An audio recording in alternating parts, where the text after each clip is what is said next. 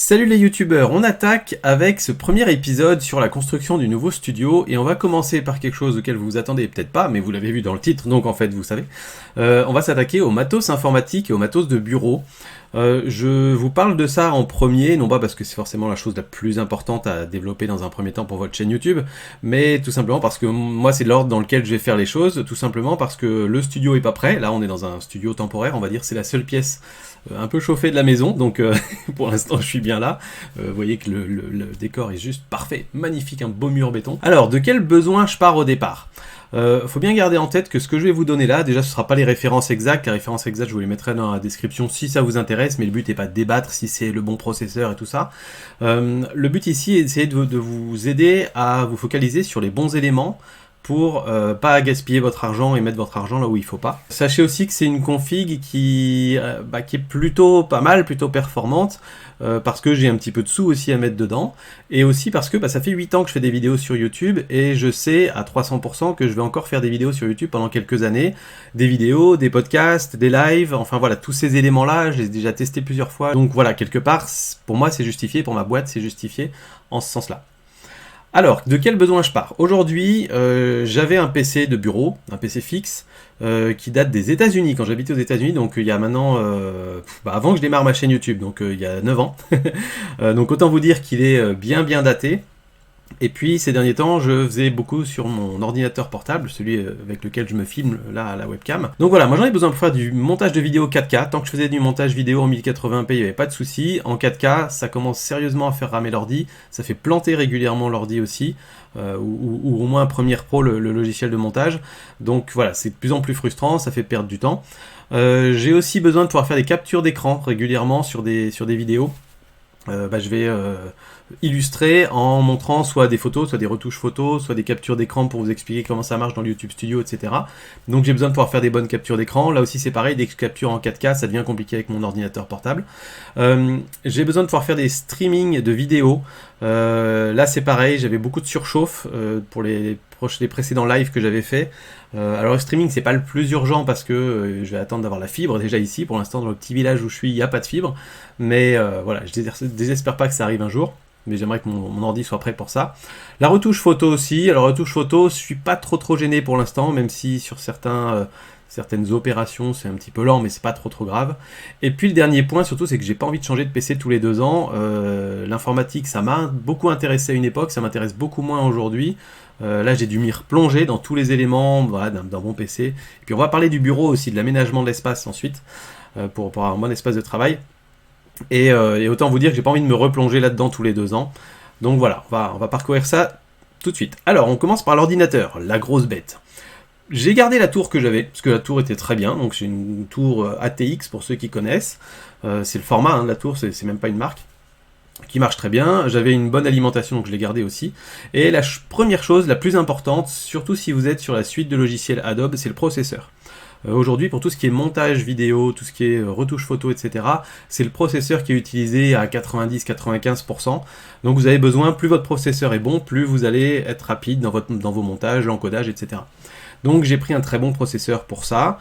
On me suggérait, en fait je suis allé sur un forum qui s'appelle materiel.net, je vous le recommande d'ailleurs, parce que c'est assez compliqué de se faire sa config, c'est moi qui ai monté mon PC tout seul, donc c'est assez compliqué de faire sa config avec des éléments qui sont bien compatibles entre eux, il y a des gens qui s'y connaissent à fond, donc voilà, ils m'ont bien aidé, et merci à eux d'ailleurs. Et donc du coup j'hésitais entre les processeurs Intel et les derniers processeurs AMD, et je sais que les logiciels sur lesquels je travaille, Adobe en particulier, ont optimisé pas mal de choses pour les processeurs Intel. Je suis pas certain qu'ils aient déjà implémenté toutes les nouveautés AMD, donc je préfère rester safe de ce côté-là. La carte graphique c'est un petit peu la même chose, je sais que les cartes graphiques de chez Nvidia, les GeForce là, ont certains, alors, je vais mal m'exprimer, mais certains types de codecs qui sont pris en charge par des logiciels de retouche photo, de montage vidéo, là où les concurrents, je suis pas certain que ce soit le cas, donc j'ai préféré choisir la marque uniquement sur ces questions-là par rapport au logiciel que je vais utiliser. Ensuite, je me suis intéressé à la mémoire RAM.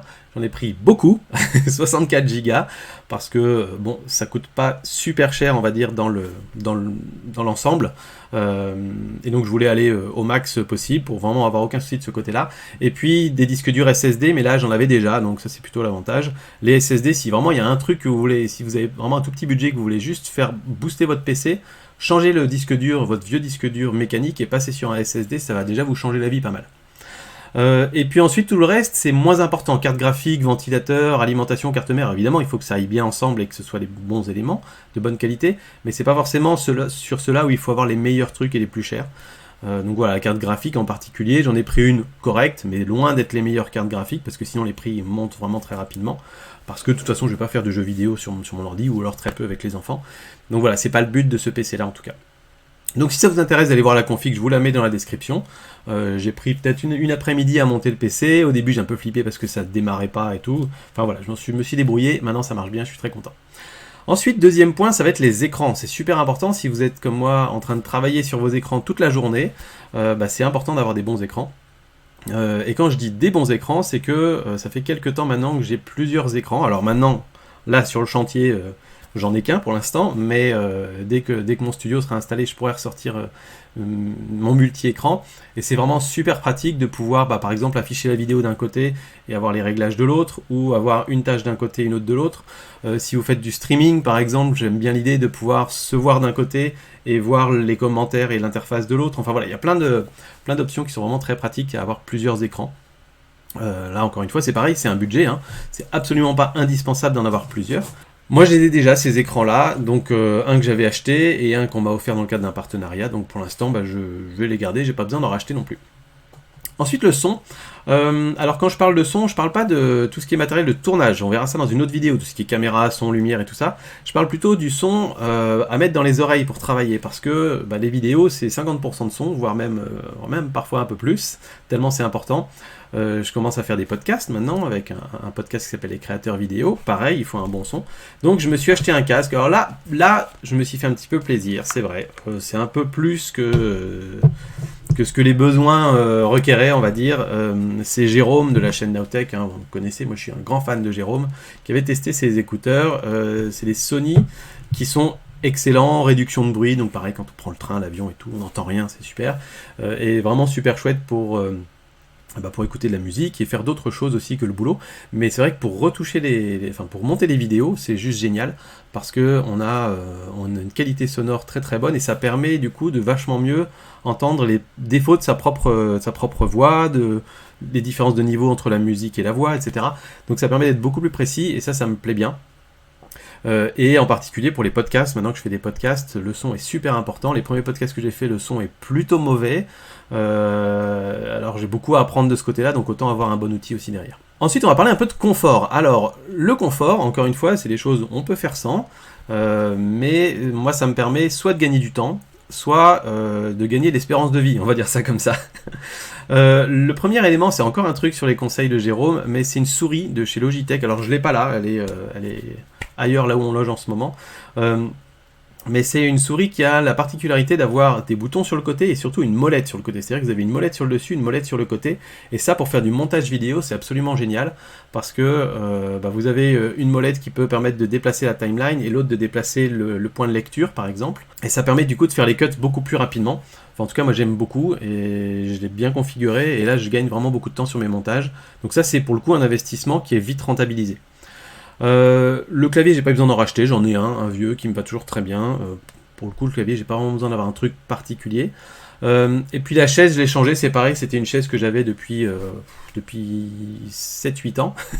Une vieille chaise Ikea, donc elle a pas fait le déménagement, donc du coup là j'en ai repris une autre qui est plutôt chouette. J'aimais pas trop les styles gamer, plein de couleurs et tout ça. Donc j'ai pris une chaise tout à fait normale, mais un petit peu ergonomique, vous savez, avec le soutien lombaire et tout. Parce que l'air de rien, quand on reste assis des heures et des heures chaque jour, c'est plutôt pas mal de prendre soin de son petit dos. Voilà. Et puis pour finir, on va parler un petit peu de l'ergonomie de l'espace de travail. Alors là pour l'instant, vous ne voyez pas grand chose, mais ici en dessous, j'ai un bureau. Qui permet d'être assis ou debout. Alors ça c'est un investissement, ça coûte pas mal de sous quand même. Pour le coup j'ai pas pris celui de chez Ikea, j'en ai acheté un autre, on achète les pieds et puis la planche à côté, et qui est plutôt très très bien d'ailleurs. Pareil, je vous mets la référence dans la description. Là l'intérêt pour moi il est double. Il est évidemment déjà de prendre un peu soin de mon corps et de travailler soit assis soit debout, et on peut même se mettre une petite alarme toutes les heures, il va sonner, et puis toutes les heures, il va sonner, ça va trembler un petit coup sur la table, et du coup ça nous rappelle, ah oui c'est vrai, allez on va changer, maintenant je me mets debout et je bosse pendant 1 heure debout, puis ensuite pendant 1 heure assis. Donc c'est pas mal, ça permet de faire travailler un petit peu ses muscles, donc ça c'est plutôt bien pour le corps. Mais aussi, surtout, moi je le vois pour le tournage de vidéos, ça me permet de tourner des vidéos assis, un petit peu détente comme on est là. Pour les podcasts, je vais sûrement les faire assis aussi pour que ce soit un peu plus détendu.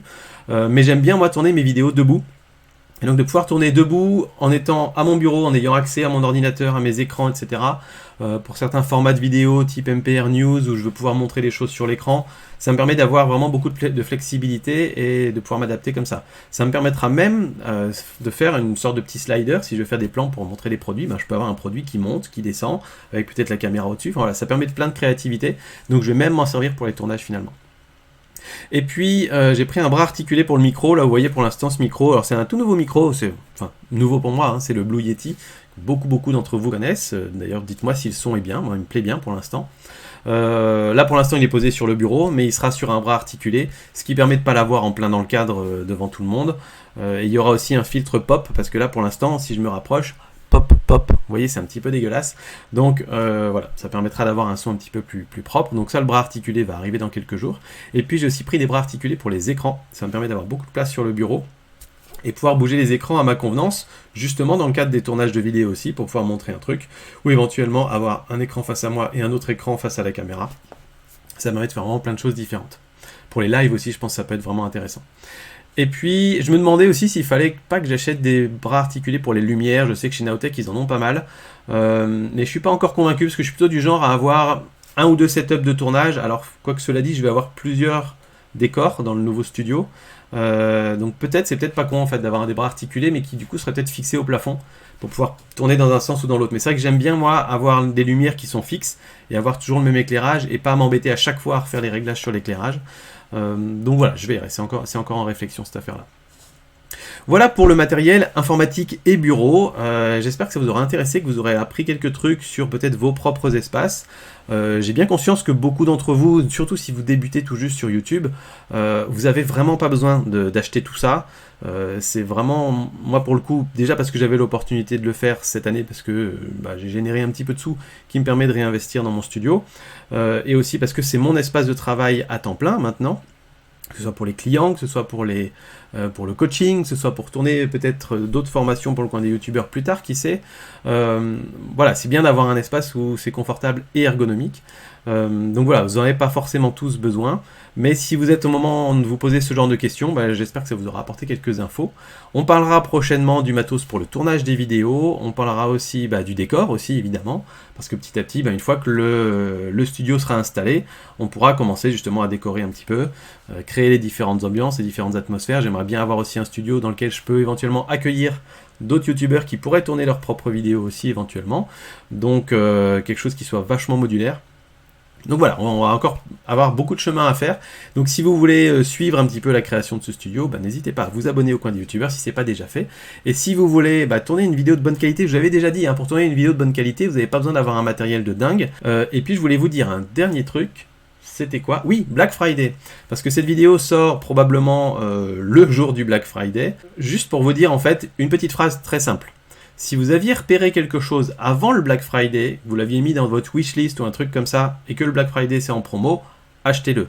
Si vous n'aviez pas repéré ce truc, et que le jour du Black Friday vous avez envie de l'acheter parce que vous voyez une grosse promo et vous vous dites ah ouais quand même, peut-être que j'en aurai bientôt besoin, ne l'achetez pas. Dans ce cas-là, c'est que vous n'en avez pas vraiment besoin. Il y aura d'autres promos plus tard, au pire vous l'achetez dans un an au prochain Black Friday. Voilà, vous inquiétez pas, il n'y a pas de grosse urgence. Ne dépensez pas trop de sous pour le Black Friday, c'est pas... Enfin, je vais dire, c'est pas le but, si, pour les marchands, c'est le but. Mais voilà, faites un petit peu attention, souvent on peut se laisser tenter, on voit des grosses promos, on a l'impression que ça se reproduira jamais. Moi j'ai tendance à dire, si c'est du matériel que vous prévoyez d'acheter de toute façon au préalable, oui, ça peut être le bon moment, sinon passez votre chemin et vous verrez un petit peu plus tard. Allez, moi je vous dis à bientôt, salut, allez voir la vidéo qui du coup est là, et à bientôt, ciao.